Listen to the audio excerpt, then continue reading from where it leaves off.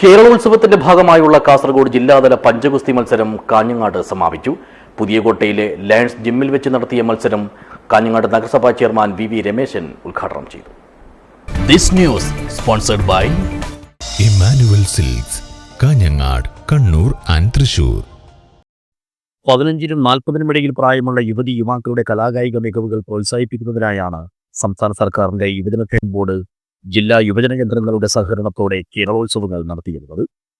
ഇതിന്റെ ഭാഗമായുള്ള ഈ വട്ടത്തെ കാസർഗോഡ് ജില്ലാതല പഞ്ചഗുസ്തി മത്സരമാണ് കാഞ്ഞങ്ങാട് വെച്ച് നടത്തിയത്. പുതിയകോട്ടയിലെ ലയൺസ് ജിംനേഷ്യത്തിൽ സംഘടിപ്പിച്ച മത്സരം നഗരസഭാ ചെയർമാൻ വി രമേശൻ ഉദ്ഘാടനം ചെയ്തു. കായിക രംഗത്ത് ഏറ്റവും പ്രധാനപ്പെട്ട ഒരു മത്സരമാണ് പഞ്ചഗുസ്തി. കായിക മേഖലയിൽ സംസ്ഥാന ഗവൺമെൻറ് വലിയ പ്രാധാന്യം നൽകുന്നത് എന്ന് നമുക്കെല്ലാവർക്കും അറിയാം. കായിക മേഖല ശക്തിപ്പെട്ടാൽ നമ്മുടെ ആരോഗ്യ മേഖല ശക്തിപ്പെടും.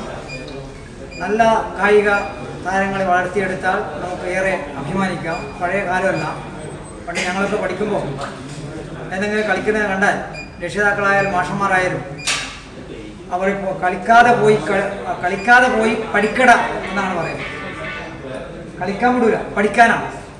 എന്നാൽ ഇന്നൊരു കുട്ടി കളിക്കുന്നത് കണ്ടാൽ ഏത് കളിയായിക്കോട്ടെ അത് നോക്കി നിൽക്കാനും ആ കായിക താരത്തെ വളർത്തിക്കൊണ്ടുവരാനും ഇന്ന് സമൂഹത്തിൽ ഒരുപാട് ആളുകൾ കാവലാളായിട്ടുണ്ട്. ചടങ്ങിൽ പഞ്ചഗുസ്തി അസോസിയേഷൻ ജില്ലാ പ്രസിഡന്റ് പള്ളം നാരായണൻ അധ്യക്ഷനായി. നഗരസഭാ സ്ഥിരം സമിതി അധ്യക്ഷരായ മുഹമ്മദ് മുറിയനാവി, ഫൗസിയ ഷെരീഫ്, കൗൺസിലർ KT സവിതകുമാരി, യുവജനക്ഷേമ ബോർഡ് പ്രതിനിധികളായ ഹൃതിക് രാഗ്, ഹരിത നാലപ്പാടം, ജില്ലാ പഞ്ചായത്ത് ജീവനക്കാരൻ KV ശ്രീകേഷ്, പൊതുപ്രവർത്തകൻ അബ്ദുൽ ഹമീദ് എന്നിവർ സംസാരിച്ചു.